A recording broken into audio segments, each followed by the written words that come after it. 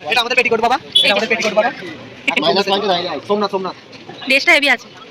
আমরা এখন খাবারের উদ্দেশ্যে বেরিয়েছি। একটু কথা কিছু বলুন আর বাবা আপনাদের কিছু বলবে, ঠিক আছে? এই রাত্রে কি করে আমরা শোবো, কি করে থাকবো?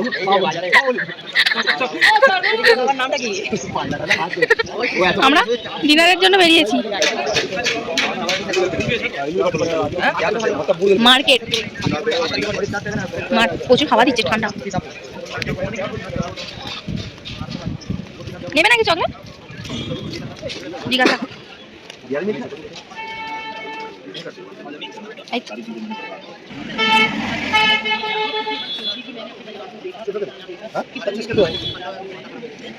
20 টাকা করে তো। ভোলে বাবা আসছে।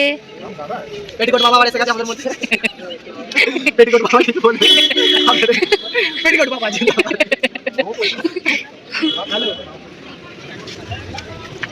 আমরা এখন সস্তার মার্কেটে বেরিয়েছি, যেখানে সস্তা মিলবে সেখানেই ডিনার করবো।